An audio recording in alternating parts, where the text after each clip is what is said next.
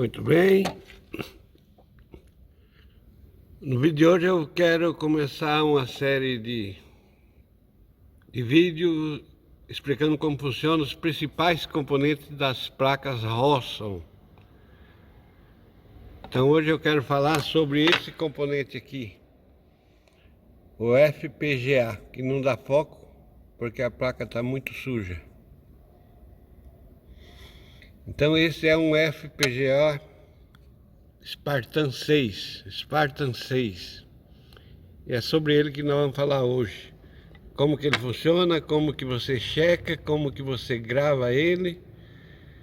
Enfim, eu vou tentar explicar da melhor maneira possível como funciona esse processador aqui. Hoje eu estou com um pouco de dor de dente. Meu amigo Leonardo lá de Rondônia veio aqui ontem com a esposa dele. Ele faz parte lá do grupo no Telegram. E a esposa dele é dentista. Eu devia ter pedido uma consulta de graça. Enfim, a vida é assim mesmo. Iniciando aqui então a apresentação de cada um dos componentes da placa, das placas Rosson. Eu vou falar para vocês aqui como que funciona o FPGA. O FPGA, ele é o principal processador da placa de cabeça. Na verdade é o único processador da placa de cabeça Rosson.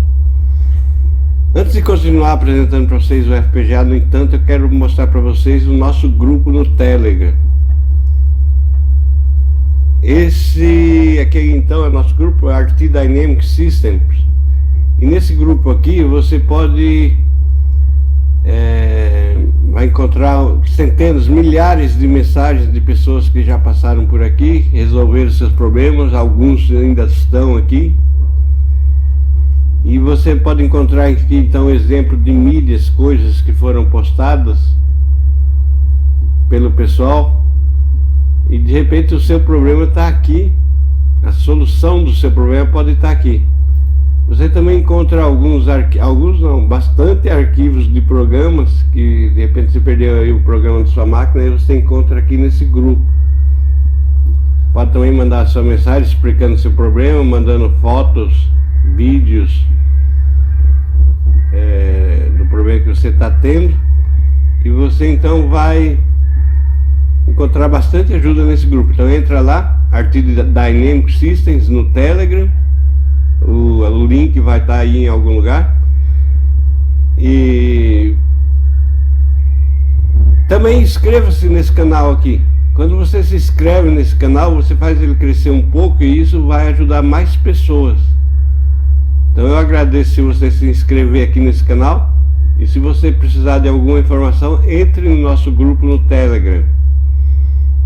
Continuando então aqui com o FPGA. Para entender como funciona o FPGA, é bom dar uma olhada como que funciona os processadores, microprocessadores comuns. No caso aqui, esse aqui é um microcontrolador ESP32. Então, quando o fabricante do microcontrolador, ele determina o que cada pino do microcontrolador pode fazer. Então nós temos aqui os pinos do ESP32. Aí tem pinos aqui que você pode programar eles para usar até 4 funções diferentes. Outros você só pode usar 2 funções diferentes. Então você pode colocar os pinos como entrada de sinal para você ler um sensor, você pode gerar um PWM, mas você não pode modificar o pino para ele fazer qualquer outra coisa que não seja as que foram especificadas pelo fabricante. Então, por exemplo, aqui esses pinos 0, 3, 6 e 7 do ESP32, que corresponde aos pinos 36, 39, 34 e 35, você não pode usar esses 4 pinos aqui para ligar um motor, ligar um relé, porque esses pinos aqui eles só funcionam como entrada de sinal. Então, e já o FPGA, você faz a programação da maneira que você quiser para cada pino. Você pode pegar qualquer pino desses, que ele tem na verdade centenas de pinos, o FPGA. Então você pode pegar um pino desse aqui para ligar um motor, para ligar um LED, você tem um bloco lógico aqui, então você programa esse bloco lógico para ele acionar o pino 1 aqui, por exemplo, para acender um LED. E você pode também, uma outra grande vantagem dele é que você pode pegar grupos de pinos e programar eles determinando uma lógica para que aqueles pinos funcionem todos ao mesmo tempo. E você pode pegar outro bloco de pino para funcionar em paralelo com o primeiro bloco que você acionou. Então o FPGA ele faz isso. Você programa os pinos, resumindo, tá? É um pouco mais do que isso. Mas resumindo, você programa os pinos do FPGA da maneira que você quiser. Então, você, na verdade, o que você está fazendo é construindo a arquitetura do seu microprocessador com o FPGA. O que acontece, no entanto, no FPGA, que ele tem essa facilidade de fazer essas coisas, mas ele não tem capacidade de armazenar um programa. O ESP32, por exemplo, ele tem essa questão dos pinos já serem configurados para determinadas funções, mas você pode armazenar o seu programa dentro dele. Você escreve um programa lá no Arduino, no Visual Code, onde você quiser, e grava no ESP32. Então esse programa ele vai ficar aqui gravado até que você apague ele e escreva novamente. O FPGA ele não tem essa capacidade, a não ser em alguns pinos que estão aqui configurados para programação. Você pode fazer o que você quiser com os outros pinos, só que ele não armazena a programação que você fez. Então o que acontece? No caso das placas da Rosso, ela usa esse FPGA Xilinx Spartan 6. Os americanos falam FPGA Xilinx. É mais bonito falar em inglês, FPGA Xilinx. Então você usa na Rosso, eles usam esse FPGA aqui. Então como é que você faz para programar? Você escreve lá o seu programa lá e grava aqui no FPGA e depois ele se perde, você vai ter que escrever de novo? Não. O FPGA ele usa uma memória flash ou EEPROM, memória flash ou EEPROM, depende do nome que você quiser dar, e você grava o seu programa nessa memória aqui. Essa memória aqui ela é uma memória de gravação elétrica, então ela não apaga quando acaba a energia. Quando você desliga o equipamento, o programa que você fez ele continua aqui dentro.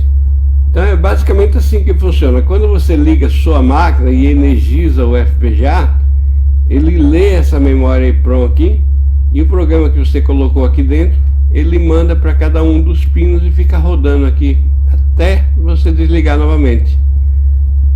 Então é assim que funciona. Quando você liga, ele copia o programa, roda o programa até você desligar. Para programar, que interessa na verdade aqui para nós, não é a programação do FPGA, porque isso aqui é um capítulo à parte, na verdade é um livro à parte. Porque programar o FPGA não é tão simples quanto programar um ESP32. Quando eu conheci o FPGA pela primeira vez, foi lá na década de 90, a gente chamava isso aqui de HDL, que é a linguagem de programação do FPGA, é Hardware Description Language, mas a gente chamava de Hell's Demon Language, porque isso aqui era uma linguagem dos demônios. Então é basicamente assim a diferença entre as linguagens. No ESP32 você usa uma linguagem de software. Você escreve um software especificando como você quer que os pinos funcionem. E no FPGA você usa uma linguagem de hardware. Então você descreve como que você quer que cada pino do hardware funcione. A vantagem enorme do FPGA é que, por exemplo, no nosso caso que trabalhamos com as impressoras, você já deve ter notado aí, se não tiver notado ainda, que as placas para XP600, para DX5, para DX7, elas são muito parecidas, só mudam ali o conector. Então com exceção da DX7, que é um pouco problemática, você consegue mudar esse programa que está aqui no FPGA para rodar na DX5 ou na XP600. Você só precisa mudar o programa que está na EEPROM, entendeu? Então o programa que está na EEPROM aqui, ele está configurado para DX5, então ele vai ler, acionar os pinos aqui. A sequência de acionamento dos pinos é a mesma para as duas cabeças, mas o que muda é a frequência do acionamento. Então, por exemplo, a DX5 vai acionar lá o waveform, ela aciona em uma frequência diferente da XP600. Então, o que muda, o que o fabricante muda é só a linguagem que está gravada na EEPROM, só o programa que está gravado na EEPROM para cada uma das cabeças. O hardware, a placa em si, é praticamente a mesma. Essa é a grande vantagem para quem fabrica a placa, porque desenhar a placa é meio complicado, demora muito. Então o projetista decide lá que quer trabalhar com a DX5, ele só faz mudar o desenho do conector e mudar o programa que está gravado na EEPROM. Isso na maioria das placas da Rosso.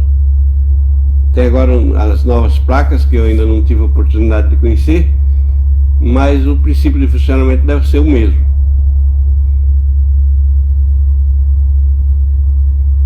Mas, seu Rubens, mas para que eu quero saber como é que funciona o FPGA se eu não vou programar isso aí? Eu não vou ensinar para você aqui como que funciona a programação do FPGA, porque não é o foco. O que eu quero mostrar é como que você faz o backup do programa que está aqui nessa memória EEPROM e como que você grava ele de volta na placa. Então essa é a principal intenção minha, mesmo porque eu não sou professor de programação. Se você quiser aprender bastante, deve ter alguns cursos por aí na internet que ensinam você a programar FPGA. Mas para que você vai fazer a cópia de uma EEPROM e ter um backup de uma EEPROM para você gravar? Porque assim, se acontecer de você pegar uma placa do cliente lá, a primeira coisa que você checa se a placa está eletricamente funcionando e não tem nenhum componente queimado, mas não está imprimindo por alguma razão, aí você checa o programa que está na EEPROM. Você pode ler o programa que está lá na EEPROM da máquina, ver se a EEPROM está funcionando bem. Você pode rodar, aí tem os adaptadores de gravação na EEPROM que você pode usar para checar se o programa está rodando inteiro dentro do FPGA, mesmo sem ligar a impressora. Então, isso aqui é um adaptador chamado JTAG, JTAG. Você então usa um adaptador para fazer a leitura do programa que está na EEPROM. Eu vou mostrar como que isso funciona. Você lê o programa que está aqui, se o adaptador conseguir ler a EEPROM, aí está tudo bem, mas se ele não conseguir ler, é porque você teve algum problema no firmware que está gravado na EEPROM. E se você tem uma cópia da EEPROM aí no seu computador, você só faz regravar ela e você já vai resolver o problema. Então, mesmo que você queira na sua vida só fazer upgrade em máquina, é importante saber que algumas coisas podem ser resolvidas sem grandes complicações. Então, nesse vídeo de hoje é isso que nós vamos ver. É só uma breve introdução, tá? Depois, quando eu estiver lá no salão, que já tiver com o curso para upgrade funcionando, aí você vai aprender um pouco mais sobre isso aqui na prática. Isso aqui ajuda muito a você resolver o seu problema de campo. Você vai conhecer os termos, vai conhecer como que funciona a linguagem e vai poder resolver um monte de problemas sem ter que se preocupar de ficar programando esse treco aqui, esse FPGA. Tá beleza então? Então eu vou mostrar lá na placa como que você faz a cópia de uma EEPROM. quais as ferramentas que você usa e como que ela funciona. Aguenta aí. Continuando aqui o vídeo, eu vou mostrar então como extrair o programa da EEPROM na placa de cabeça da Rosson. Nessa versão da Rosson, que é para XP600.net, a EEPROM é esse componente aqui. Cadê? Esse componente aqui é a EEPROM. Ela é uma EEPROM Winbond 25LV64. Essa EEPROM aqui, ela pode ser gravada de várias maneiras, tá? Então, para a gente ler essa EEPROM aqui, nós vamos usar esse adaptador aqui. Ele tem uma garra. Tem uma garra que a gente encaixa lá no CI e faz a leitura. Essa placa da Rosson, nessa versão aqui, ela pode tanto ser lida com esse leitor de EEPROM aqui, porque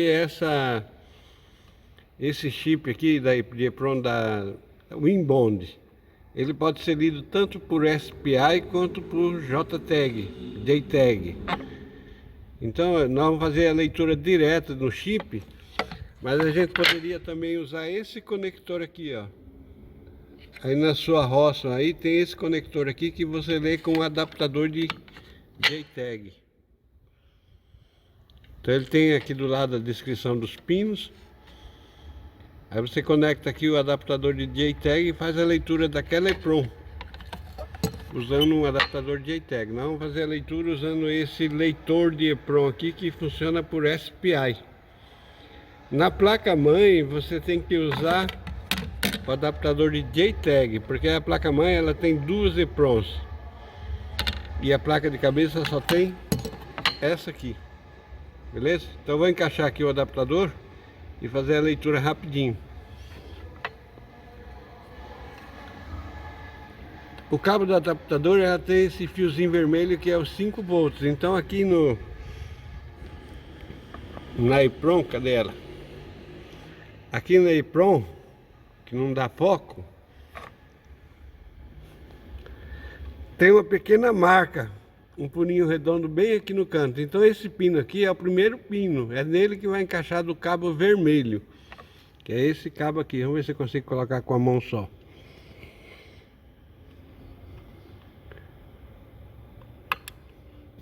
Fez clique, então encaixou. E aí agora aqui eu abro um programa de leitura da EEPROM. Eu estou usando aqui esse programa aqui, Neoprogrammer.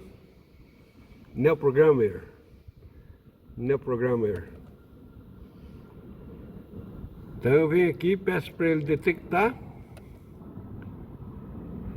Ele mostra ali embaixo que ele detectou o leitor, mas não detectou o IC. Então quer dizer que eu encaixei mal. Espera aí, eu vou dar uma pausa aqui e encaixar direito. Vamos tentar de novo. Pronto, agora ele detectou essas duas memórias aqui. Mas na verdade não é essa que é a nossa EEPROM. A nossa EEPROM, ela é... A não ser que eu tenha encaixado errado lá, ela é outra EEPROM. Vou selecionar para ver o que acontece. Mandar fazer a leitura. Não respondeu, então tá errado, não é aquela lá mesmo não. Vamos detectar de novo. Detectou. Vamos fazer a seleção manual do componente. Componente 25.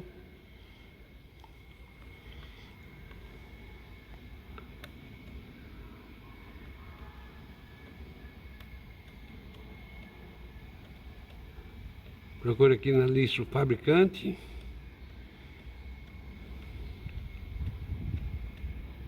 Winbond 256. A nossa ali é o Winbond 64.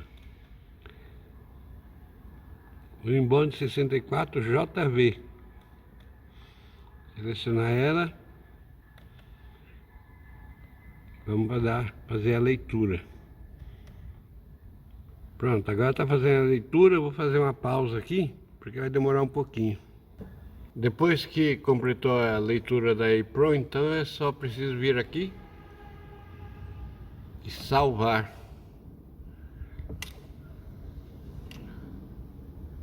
Salvar aqui, XP600, 2 cabeças.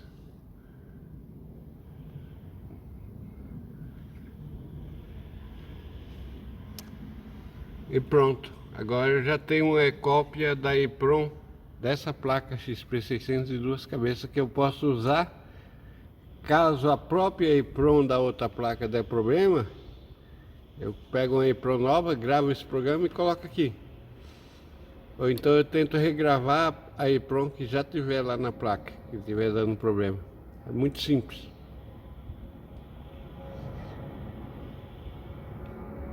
Beijo, Isabelle. Papai vai cuidar do dente agora, que tá doendo.